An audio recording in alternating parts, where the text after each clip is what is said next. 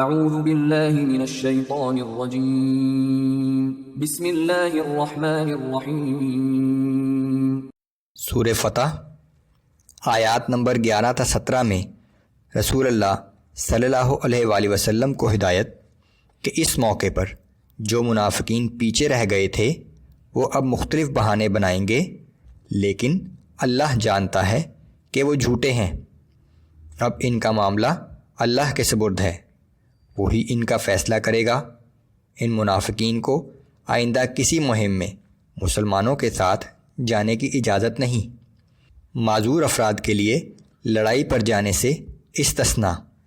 اللہ اور رسول اللہ صلی اللہ علیہ وآلہ وسلم کی اطاعت کرنے والوں کے لیے جنت کی بشارت۔ اعوذ باللہ من الشیطان الرجیم۔ سیقول لك المخلفون من الاعراب شغلتنا اموالنا واہلنا فاستغفر لنا۔ اے پیغمبر صلی اللہ علیہ وآلہ وسلم، جو بدوی لوگ پیچھے رہ گئے تھے اور سفر حدیبیہ میں شریک نہیں ہوئے تھے، عن قریب آپ سے کہیں گے کہ ہمیں ہمارے اموال اور اہل و عیال نے مصروف رکھا اور آپ کے ساتھ نہ جا سکے، اب آپ ہمارے لیے مغفرت کی دعا کیجیے۔ یقولون بألسنتهم ما لیس فی قلوبهم، یہ لوگ اپنی زبان سے وہ باتیں کہتے ہیں جو ان کے دل میں نہیں ہیں۔ قل فمن يملك لكم من الله شيئا ان اراد بكم ضرا او اراد بكم نفعا۔ آپ ان سے کہہ دیجئے کہ اگر اللہ تمہیں کوئی نقصان پہنچانا چاہے یا کوئی نفع پہنچانا چاہے تو کون ہے جو اللہ کے مقابلے میں تمہارے لیے کسی چیز کا بھی اختیار رکھتا ہو۔ بل كان اللہ بما تعملون خبیرا، بلکہ حقیقت یہ ہے کہ تم لوگ جو کچھ بھی کرتے ہو اللہ اس سے خوب باخبر ہے۔ بل ظننتم ان لن ينقلب الرسول والمؤمنون الى اهليهم ابدا وزين ذلك في قلوبكم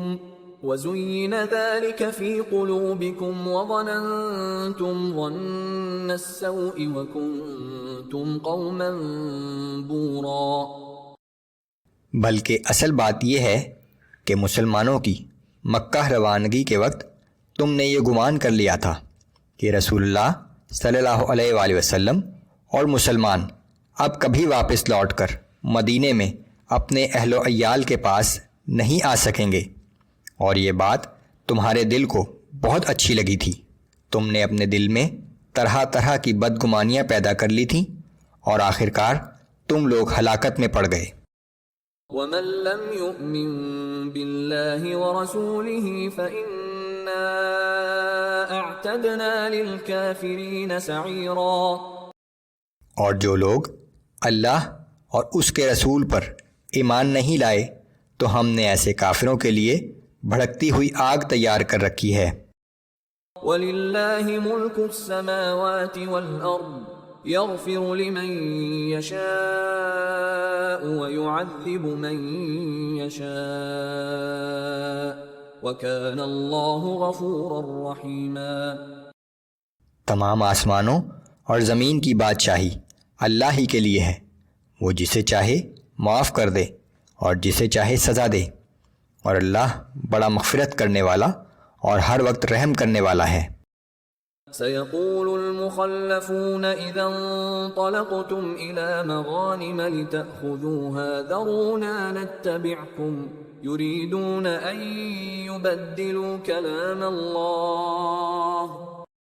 بہت جلد جب آپ مال غنیمت اکٹھا کرنے کے لیے جائیں گے تو یہی بدوی لوگ جو پیچھے رہ گئے تھے آپ سے کہیں گے کہ ہمیں بھی اپنے ساتھ جانے دیجیے۔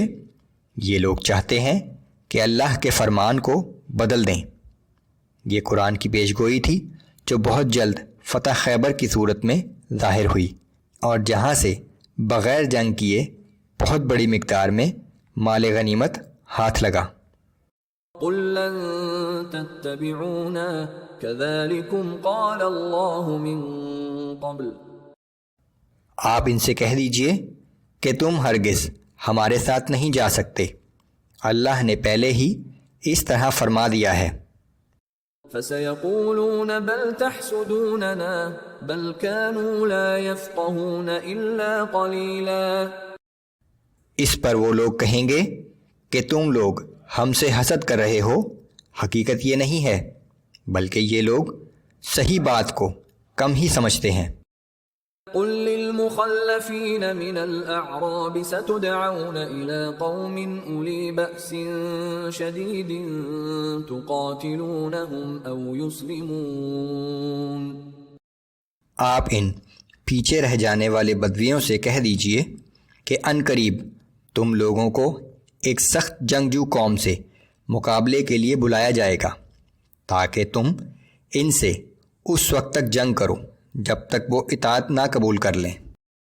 فَإِن تُطِيعُوا يُؤْتِكُمُ اللَّهُ أَجْرًا حَسَنًا وَإِن تَتَوَلَّوْا كَمَا تَوَلَّيْتُم مِّن قَبْلُ يُعَذِّبْكُمْ عَذَابًا أَلِيمًا.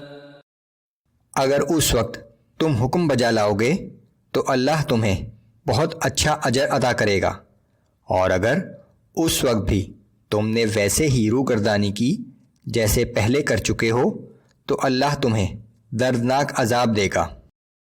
ليس على الأعمى حرج ولا على الأعرج حرج ولا على المريض حرج. البتہ اگر کوئی شخص اندھا، لنگڑا یا مریض ہے اور وہ جہاد میں شریک نہ ہو سکے تو اس پر کچھ گناہ نہیں۔ وَمَن يُطِعِ اللَّهَ وَرَسُولَهُ يُدْخِلْهُ جَنَّاتٍ تَجْرِي مِن تَحْتِهَا الْأَنْهَارُ وَمَن يَتَوَلَّ يُعَذِّبْهُ عَذَابًا أَلِيمًا. اور جو شخص اللہ اور اس کے رسول کی اطاعت کرے گا، اللہ اسے جنت کے ایسے باغات میں داخل کرے گا جن کے نیچے نہریں بہہ رہی ہوں گی، اور جو شخص روگردانی کرے گا اسے دردناک عذاب دے گا۔